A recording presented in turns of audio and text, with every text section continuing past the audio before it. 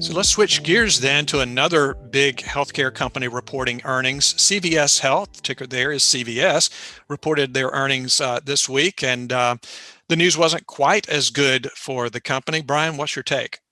Yeah, I mean, I think the overall revenue was at 3.5%, which doesn't seem all that great to me. But I don't think investors had sort of already factored that low revenue increase they had taken that into account. And so I think the stock might have actually even gone up, even though 3.5% revenue growth doesn't seem like that great to me. The healthcare benefits, which includes Aetna, their insurance arm, were up 6.7%. That was due to Medicare and Medicaid growth. The pharmacy services, which includes BPM, pharmacy benefit management, and mail order, that was up 3.8%. And then the CVS Health and long-term care was up 2.3%. That benefited from COVID testing and vaccines, but there was a huge headwind in the year ago quarter, because of course that was when the start of the coronavirus happened and everybody was stocking up on medication and toilet paper.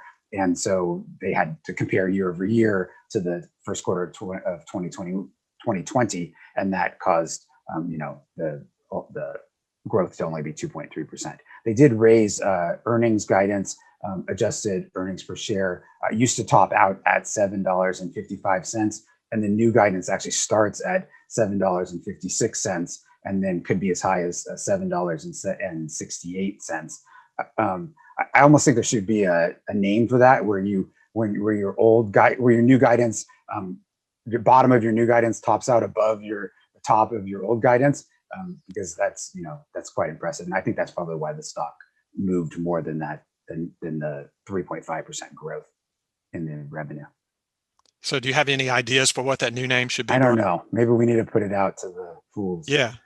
Fools weigh in if you have a good idea for a name. Need something like Spiffy Pop, Yeah. David Gardner could come up with a name for it for sure. Yeah, I'm sure in like 5 seconds. Yeah. Maybe he already Brian has. Yeah, probably.